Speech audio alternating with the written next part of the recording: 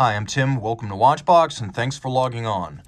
Please reach out to me at Team Mosso at thewatchbox.com for purchase and pricing details of this or any watch you see on any Watchbox platform. Team Mosso at thewatchbox.com for pricing details. Today, we're discussing a watch launched in 2013. This is the first generation Omega Speedmaster 57. So historically inspired by the vintage 1957 reference CK2915. This is a modern watch that is 41.5 millimeters in diameter and a combination of rose gold and stainless steel.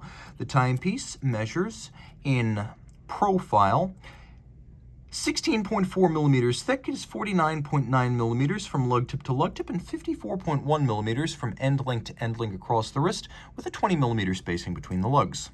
Popping open the clasp, which you can see is a twin trigger double folding clasp. We throw the watch on my 16 centimeter circumference wrist, and you can see it wears broad. I would say you want a wrist of at least 15 centimeters circumference to wear this watch on the bracelet. Now on a strap, it's going to wear smaller, but on the bracelet, because of the end links, it is quite broad across the wrist. 54.1 is a large span across the wrist, and the watch is reasonably thick too. Plus, it's the cantilever of the bezel that means you're probably going to get your cuff hung up on this watch unless the cuff is a jacket cuff. So jacket sleeves, yes. Shirt sleeves, probably not. Take one last look down the barrel, one last look over the top, and one last cuff profile. Okay, the bracelet. Good looking bracelet, 3-link design. You can see conforming end link, polished outer faces, satin shoulders, rose gold down the center, and this is Omega's Sedna Rose Gold, which is both redder than standard rose gold because of its copper content and less likely to fade because of its higher platinum content. Removable links are fixed in place by screws, and you can see there are 2 different link sizes so you can fine-tune the fit. We have a double folding clasp with twin trigger release. It is a sequential close, so one side closes before the other. Rolling over to the case, you can see it has some vintage cues, specifically the narrow case band and the squared off lug profile with minimal beveling. Around the crown side, you can see vintage-inspired pump pushers in rose gold along with the crown. The crown is a push-down crown, but the watch is 100 meters water-resistant. The underside of the bezel is polished, but the top is satinated. And then we have a dramatically cambered box section sapphire designed to give you the look of a vintage plexi. Likewise, vintage-inspired, we have a twin register layout, but it is a triple register chrono. You can see a coaxial set of chrono minute and hour hands over at 3 o'clock. That's how that works. We have the vintage cued alpha style hands for hours, minutes, and constant seconds. The watch is loomed, and as you can see, there's no trouble reading it. We even have luminescent chronograph hands for chronograph hours and chronograph minutes.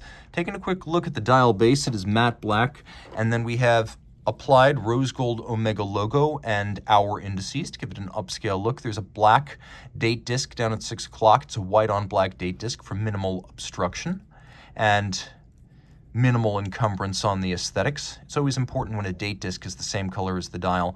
There is a mobile hour hand, so you can see as the watch continues to keep time and even continues to operate as a chronograph, I can travel east or west across the international date line, jumping my time zone repeatedly, driving the date forward or backwards as necessary. The watch also features a hacking or stop seconds function.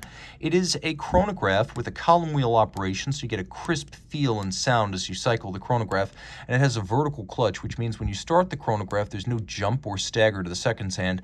Plus, because of the vertical clutch having no additional play, no additional wear and tear or intermeshing of teeth, you can leave it running full-time, unlike a lateral clutch. So if you like to have your chrono running full-time, you can do that here.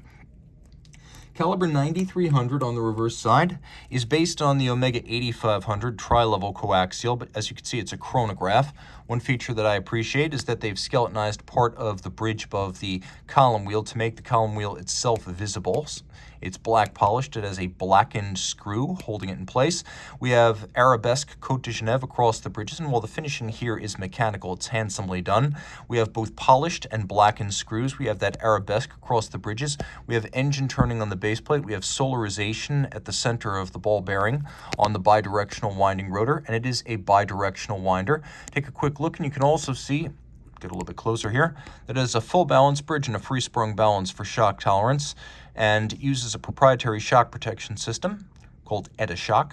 The watch beats away at 25,200 vibrations per hour, and it is effectively amagnetic thanks to an anti-magnetic escapement and a silicon hairspring. The watch has the tri-level coaxial system, notion invented by George Daniels in 1974 was implemented by Omega in 1999, and from 2007 forward, the tri-level coaxial realizes all of the original intents of the Daniels system: reduced maintenance requirements, improved power reserve, and improved chronometry. And of course, this movement is a COSC certified Swiss chronometer. It has that feather in its cap as well, all of that pivoting on 54 joules. Reach out to Team Mosso at thewatchbox.com for purchase and pricing details.